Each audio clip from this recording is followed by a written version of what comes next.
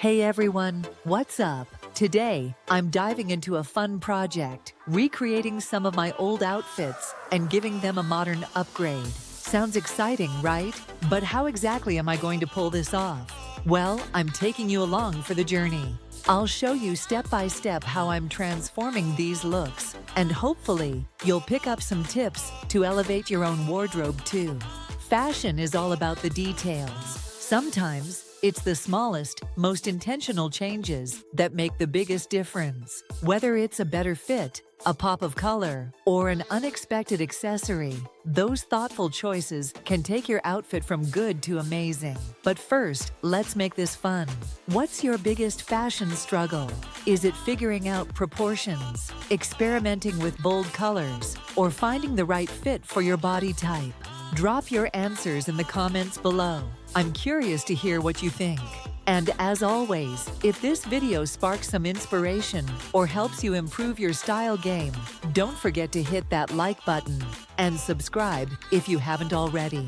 Alright, let's take a closer look at these older outfits. At first glance, they all share some common traits. What exactly is that, you ask? One of the biggest fashion missteps I used to make was not understanding the importance of fit and proportion. Why? Mostly because I didn't fully understand my body and how clothes work with it. Let's be real, Pinterest lies sometimes. I'd scroll through endless photos, see a super cute sweater on a model, and think, this girl is skinny, and I'm skinny too, so it's bound to look the same on me. Spoiler alert, it didn't work that way. Here's the thing, just because something looks good on someone else doesn't mean it's going to have the same magic on you. That's not a bad thing. It's just about learning how to make clothes work for your unique body. Fit and proportion are key to nailing an outfit, and simply copying a look without considering your body type often leads to disappointment. But don't worry, I'll show you how to avoid these mistakes moving forward. There are two major fashion mistakes I made that really held me back. Let's break them down. Mistake number 1. Not understanding fit isn't just about size, it's about the material, stiffness, and cut of a garment. These elements define how a piece looks and feels on your body. Let's say you're recreating an outfit you saw online, featuring a structured wool coat paired with slim trousers. Now imagine swapping that wool coat for a soft, flowy cardigan. It's technically the same look, but it feels completely different, right? That's because the fabric and fit change the entire vibe. The same applies to other garments too. For instance, take blazers. A lightweight blazer creates a relaxed, flowy look, while a thicker wool blazer gives off a structured and polished vibe. Both are great options, but knowing which one aligns with the vibe you're going for is the secret sauce. And let's talk about pants for a second.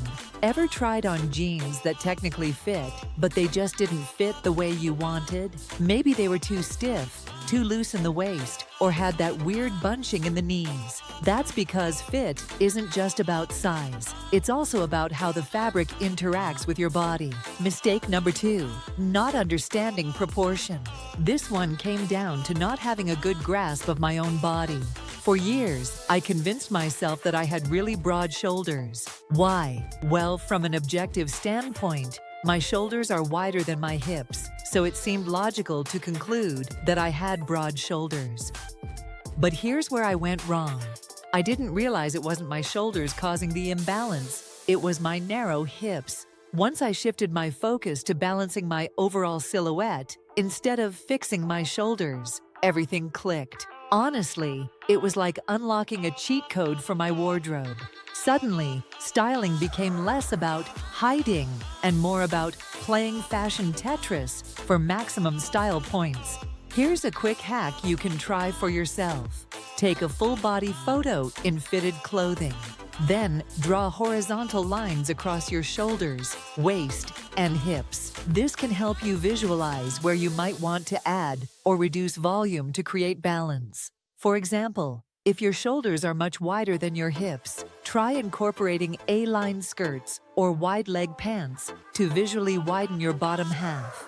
It's all about experimenting until you find what works for you. Another big realization came from understanding how fabric and cuts affect your look. For instance, someone with a longer torso and wider hips will look very different from me, even if we're wearing a similar outfit. That's why recreating a look exactly as you see it online doesn't always translate the same way in real life. And don't get me started on shoes. A sleek pair of pointed-toe heels can elongate your legs, while chunky sneakers can add a fun, casual vibe, but might make your proportions look shorter.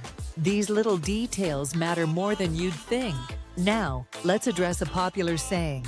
Is this a good outfit, or is she just skinny? I don't agree with it. I see skinny people with terrible outfits all the time.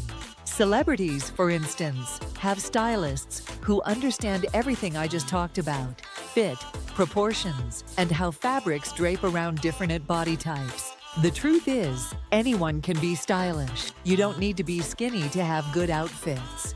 You just need to understand your proportions and the fit and cut of the clothing you're buying. Make your closet work for you, not the other way around.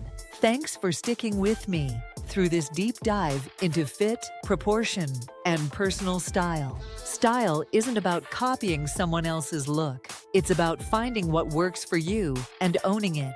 So here's your challenge for this week. Take one outfit from your closet that you haven't worn in a while and give it a mini makeover. Maybe you can swap out the top for a better fitting one, add a bold accessory, or experiment with layering. Then share your results in the comments.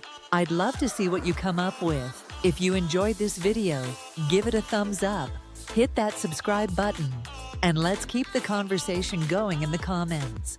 What's one styling tip you've learned that's been a game changer for you? I'd love to know. Until next time, stay stylish and keep experimenting. You never know what amazing looks you'll create.